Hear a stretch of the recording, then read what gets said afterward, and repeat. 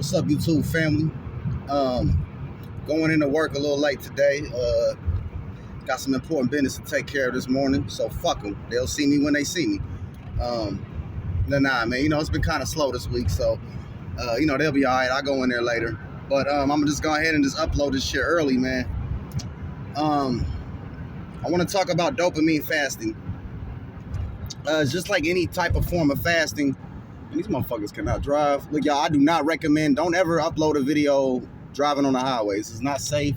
Kids, do not try this at home. Well, I mean, you can't drive at home, but you know what I'm saying? Just don't do this.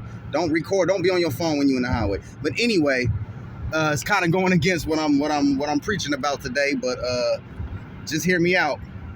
Fasting, when you stop doing something for a while, like a lot of people think about food when you think about fasting. If you don't eat for a day, or you don't eat for like a certain amount of days or a certain period of time, that's fasting.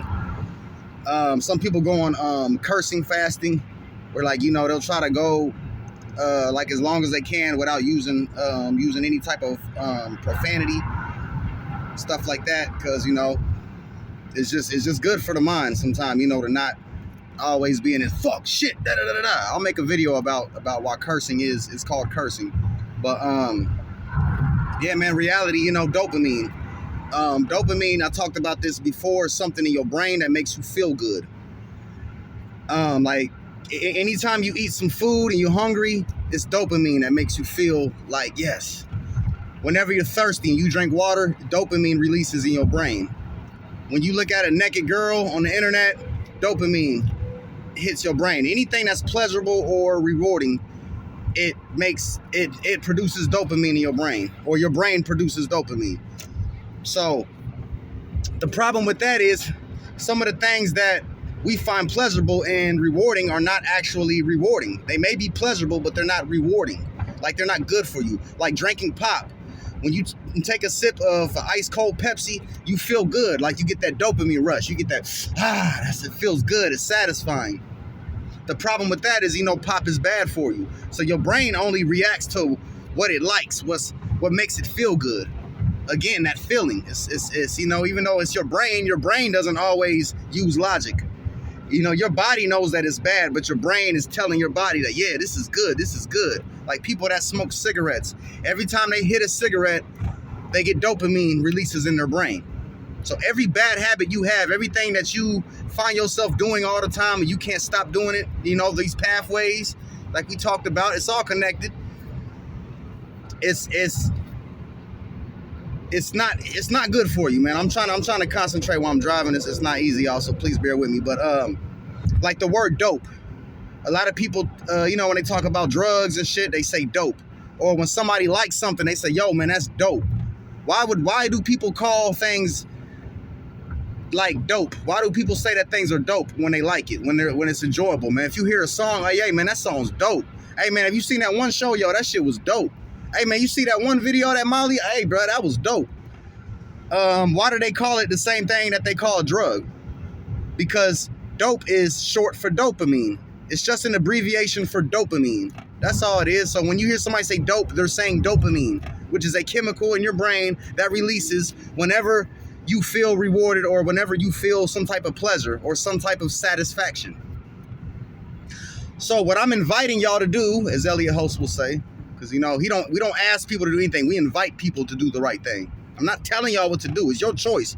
If you want to fuck up your life and just fill your head with just swimming in a big ass soup of dopamine, what happens is, the more dopamine that releases, it stops releasing after a while. So like if I smoke cigarettes all the time, I'm gonna need more cigarettes just to feel happy. And then no matter how many cigarettes I smoke, it'll never satisfy that craving. So this is why dopamine fasting, now we're about to get to the point. Dopamine fasting is important. Because what that is, that's when you purposely stop doing things that make you feel good. Similar to like taking cold showers. We all like taking warm showers because it's warm, it's comfortable, it feels good. Sometimes we spend hours in the fucking shower until the fucking hot water runs out. Because it's addictive, man. It feels good. Being in warm water feels good. Your blood is warm. Your body just adapts to warmth. when you were a baby, when you were a fetus in your mother's womb, yes, a mother, a female, because only females can be pregnant, to all you dumbasses who think otherwise. When you're in your mother's womb, it's warm. You know, when you're a baby, why do you think babies like being wrapped in blankets? Taking a warm shower is like a baby being wrapped in a blanket. It produces dopamine. So when you take cold showers, you're doing the exact opposite. You're forcing yourself to enjoy things that are not really pleasurable, but they might be good for you. Like people that eat a lot of junk food, they hate vegetables. If you eat nothing but junk food and you finally eat a piece of broccoli or a piece of lettuce, you're gonna be like, ugh. But if you stop eating junk food for a while and you eat nothing but vegetables, yeah, it's gonna be terrible. It's gonna be miserable for a few weeks maybe. But after a while, once you get over that hump, your brain starts to sort of heal itself. It'll start rewiring itself back to enjoying the vegetables instead of just like the pathway thing. You know, the grass will start growing once you stop walking that pathway. And then a new pathway will start to create once you start going in that direction. So when you dopamine fast, like for instance, when you smoke weed, you know your brain produces dopamine. It releases dopamine. So let's say you stop smoking weed for a while. You remember the first time you smoked weed? Y'all remember? To all you weed smokers, remember how it was? It was like you was in a little cartoon world. It was like just everything was all animated. Everything was funny. You couldn't stop laughing and giggling. You had the munchies. You and your friends would watch cartoons and laugh, and it was just fun. But now you smoke weed, you don't feel like that no more. You smoke weed just to feel normal, because you feel like shit whenever you're not smoking weed. You know why you feel like that? Because you have overstimulated your mind with dopamine, man. This overstimulation shit is just like instant gratification. All this shit goes together, man. None of this shit is mutually exclusive from the other. So what will happen if you stop smoking weed for a while? If you stop smoking weed for just 2 weeks, go 14 days not smoking no weed. I know no matter how much it's gonna be miserable, and they say weed ain't addictive, but just stop smoking weed for a while and see how you feel in a couple days, and you tell me whether it's addictive or not. It's mentally addictive. So shit, fucking police. I'm gonna have to cut this video off short. But yeah, y'all. So I'm gonna get to the point. When you stop smoking weed for a while, and then you finally do smoke weed, you're gonna feel like the first time getting high again, and you're gonna get used to not smoking weed. So y'all do the right thing. Drive with your seatbelt like I am, and don't record videos on the highway, y'all. So, you know, yeah, y'all.